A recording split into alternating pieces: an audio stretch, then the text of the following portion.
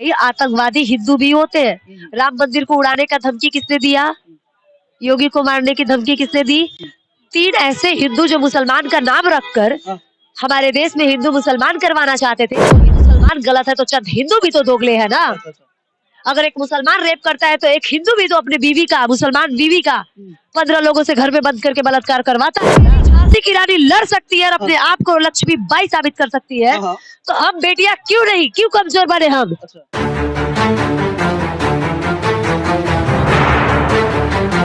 नमस्कार, आप देख रहे हैं G20 न्यूज और हिंदुस्तानी प्लेटफॉर्म न्यूज।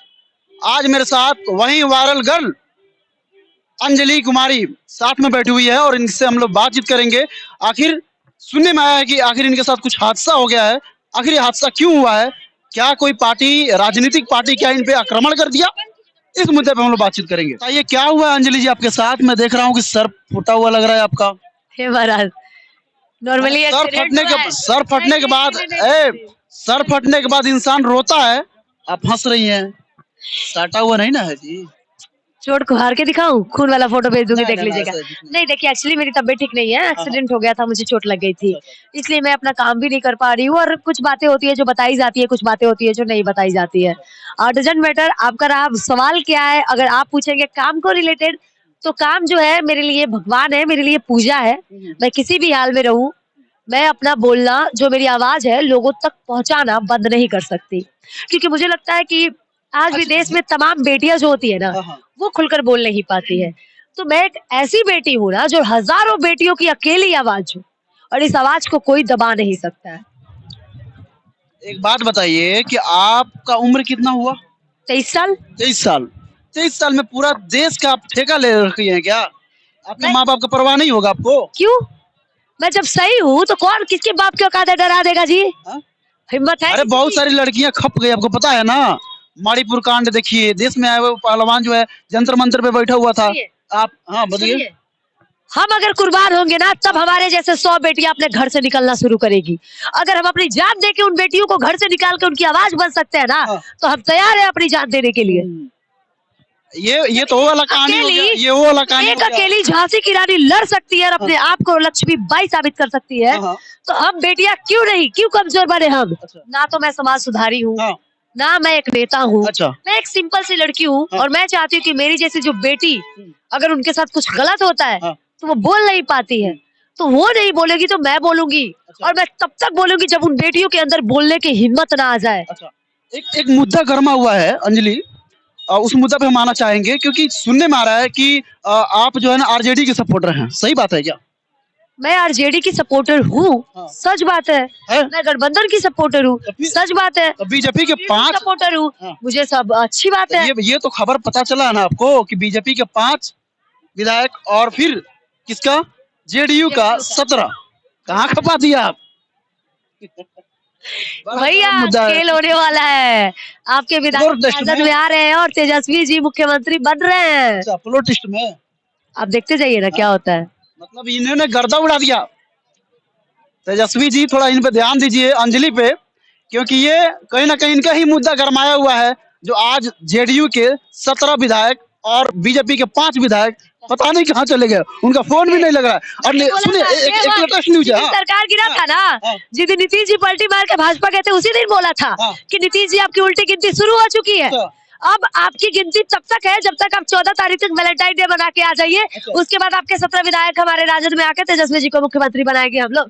अंजलि, एक और बात है कि नीतीश जी भाग के चले गए, वहाँ पे बता रहे हैं, सुनिए। नचनिया एक नंबर का उन्हें नाचते फिरते हटाइए। क्या बोल रहे हैं? ये बोल रहे हैं कि मैं अब कभी नहीं जाऊंगा महागठबंधन में, अब तो मैं एनडीए में ही रहूंगा। प्रभु जी, सुनिए ना, मोदी जी हमको बचा लीजिए। सही बात। वही बेशरम आदमी आज से 6 महीना पहले जब राजद में मिला था, तब क्या बोला था? 17 महीना पहले शायद, आई थिंक, तब क्या बोला था कि मर जाऊंगा, मिट्टी में मिल जाऊंगा, लेकिन भाजपा में जाना पसंद नहीं करूंगा। तब वो मरा नहीं, अब क्या घंटा मरेगा सलाऊ? नहीं, क्या कुछ नहीं बिगड़ने वाला है। 24 में क्या खेला होने वाला, ये बताइए। 24 में सत्ता पलट हो जाएगा, अगर बैलेट पेपर पे चुनाव हो तब। अभी हाँ, जो आने वाले इलेक्शन है लोकसभा वाला में, इसी 24 में अगर बैलेट पेपर पे हो तो फिर पलटवार हो जाएगी, कंफर्म है। हम जनता है, हम वोट देते हैं, हमारा अधिकार है कि हम ईवीएम पे देंगे या बैलेट पेपर पे देंगे। ये आपकी एक उंगली ना जो है वो आपका जिंदगी तय करता है। हमारी एक उंगली की कीमत पहचानिए, आप अपनी एक वोट की कीमत पहचानिए और ऐसे जगह वोट दीजिए जहां पर आपके बच्चों के भविष्य, एजुकेशन, शिक्षा, जो कहते हैं स्वास्थ्य, गरीबी, महंगाई दूर हो सके। जो रोजगार और एजुकेशन की बात ना करे वैसे सरकार को हम कभी लाना पसंद नहीं करेंगे। एक एक मुद्दा उठा हुआ है जी मुंबई में, पता है क्या आपको? एक मौलाना है, सलमान अजहर हाँ सलमान अजहर साहब है। हाँ, जिस तरीके से उन्होंने एक बात बोला हाँ। उस पे उनको भाजपा ने गिरफ्तार करवा दिया। कितनी घटिया बात है।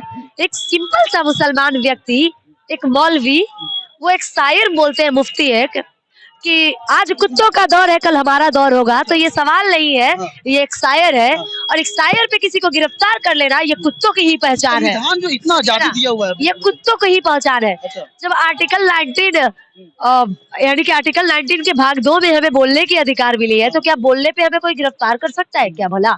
एक सांसद रमेश बिधूड़ी जो 1 नंबर भाजपा का सांसद है, संसद भवन में बैठ के बोलता है मुसलमान भाइयों को आतंकवादी, उसको प्रभारी बनाया जाता है टोंक का, उसकी प्रमोशन की जाती है। एक सिंपल सा हमारा मुसलमान भाई जब बोलता है कि ये दौर कुत्तों का है कल हमारा वक्त आएगा, तो इसमें उसको गिरफ्तार कर लिया जाता है। क्या आप शायरी भी इंसान ना बोले? तो फिर ये भाजपा की इतनी गंदी रणनीति है ना कि भाजपाइयों के मुंह पे ना थूकने का मन करता है हमको। आने वाले दिन में मुसलमान के साथ साथ आपको भी भगा दिया जाएगा पाकिस्तान, ध्यान रखिए इस बात को। किसी की भागना चाहती है आप? किसके बाप की औकात है जो मुझे बिहार और मुझे हिंदुस्तान छोड़ने के अधिकार दे सके? एक हिंदू हूँ और मेरे लिए मुसलमान भाई बराबर है। किसी की बाप की औकात नहीं है जो हमें बांट दे। नेता बहुत आए और बहुत गए जो धर्म की राजनीति किए, ना तो हिंदुस्तान टूटा और ना ही हिंदू मुसलमान टूटे। अरे भाई तो लेटेस्ट न्यूज है भाई, आप जिस तरीके से बता रही हैं कि मतलब ये जो बयान दे रही हैं आप, ये बयान काम करने वाला है बीजेपी के सामने? क्यों नहीं करेगा? चंद दोगले लोग आके कहते हैं कि हम हिंदू मुसलमान अलग है।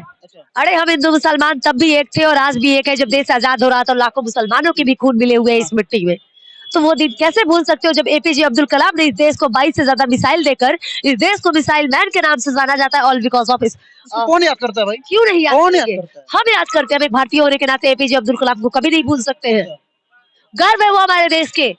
एक भाजपाई आके कह दे कि जो हमारे एपीजे अब्दुल कलाम है वो आतंकवादी है, तब मान लेंगे हम कि हमारे मुसलमान भाई गलत है। लेकिन हमारे देश में अगर चंद मुसलमान गलत है तो चंद हिंदू भी तो दोगले है ना। अगर एक मुसलमान रेप करता है तो एक हिंदू भी तो अपने बीवी का, मुसलमान बीवी का 15 लोगों से घर में बंद करके बलात्कार करवाता है ना। तो फिर तुम कहाँ तक सही हो हिंदू मुस्लिम? क्राइम करने वाले की कोई जात नहीं होती और गुनहगार की पहचान नहीं होती। गुनहगार की सिर्फ एक जाति होती है, गुनाह। और फर्क करना जिस दिन हम लोग छोड़ देंगे ना, गुनहगार को सिर्फ सजा देना सीखिए, जाति में बांटना नहीं। जेल खाना क्या है जी? अपने यहाँ देश का कोई ये है जी? हाँ आसाराम जी ऐसे ही घूमे और छुट्टियां पे आते हैं फिर जाते हैं घर पे। वही तो कह रहे हैं, आसाराम बापू बलात्कार करे तो बाबा, अगर कोई मुसलमान भाई कुछ कर दे तो क्राइम, पाप, दुनिया का सबसे बड़ा आतंकवादियों का निशानी। भाई आतंकवादी हिंदू भी होते हैं। राम मंदिर को उड़ाने का धमकी किसने दिया? योगी को मारने की धमकी किसने दी? 3 ऐसे हिंदू जो मुसलमान का नाम रखकर हमारे देश में हिंदू मुसलमान करवाना चाहते थे, वो हिंदू। एक और जगह पे, एक जगह मंदिर में मांस का टुकड़ा फेंका हुआ था, वो टुकड़ा फेंका एक हिंदू ने, विवाद हुआ मुसलमानों से। यानी विवाद के एक एजेंडा पाला जा रहा है क्या अपने देश? और ये सारा चीज जो है आरआरएस के चंद चड्डी छाप लोग कर रहे हैं। ये चंद हमारी मीडिया वाले हैं जो अपने आप को पत्रकार कहते हैं, वो पत्तलकार है। वो लोग इतने नीच और घटिया लोग हैं जो नेशनल मीडिया अपने आप को कहते हैं। उन लोगों ने इस चीज को हवा दिया है और हिंदू मुसलमान किया है। अब हमारे मीडिया का काम सच दिखाना नहीं रह गया है। मोदी जी आप आम काट के खाते हैं कि चूस के खाते हैं, ये बोलना रह गया है। मोदी जी आप अपने पॉकेट में चिल्लर रखते हैं या नोट रखते हैं, ये काम रह गया है। लेकिन कहाँ हमारी बेटी का रेप हुआ, कहाँ हमारे माँ के साथ गलत हुआ, ये दिखाना नेशनल मीडिया का काम नहीं रह गया है। मणिपुर की घटना दिखाना जरूरी नहीं है, लेकिन सीमा हैदर का बाथरूम दिखाना नेशनल मीडिया के लिए जरूरी है। आप कैसे कह रहे हैं कि मैं गलत हूँ? मैं सही थी, मैं सही हूँ और किसी की बाप की औकात नहीं है जो मुझे गलत साबित करके रख दे। इसके प्रति एक शायर बोलती हैं आप, वो शायरी क्या है? कहते थे ना, वही मौलाना साहब जी का मैं शायर ही दोहराऊंगी। आज कुत्तों का दौर है, कल हमारा दौर होगा। ना झुके थे, ना झुकेंगे, ना हमारे भाई बटे थे, और ना हम कभी बटेंगे। जय हिंद, जय बिहार। चलिए, आप सुन रहे थे, ये अंजलि थी और हालांकि एक समाजसेवी है, हर एक लड़कियों के आवाज बनना चाहती है। जिस तरीके से लक्ष्मीबाई ने स्वतंत्रता सेनानी बनी, उसी तरीके से अंजलि एक हर एक घर के बहन बेटी बनना चाहती है, हर एक लड़कियों को आवाज बनना चाहती है। बस देखते रहिए आप G20 न्यूज और हिंदुस्तानी प्लेटफॉर्म न्यूज पे। मिलते हैं अगले वीडियो में, तब तक के लिए जय हिंद, जय भारत।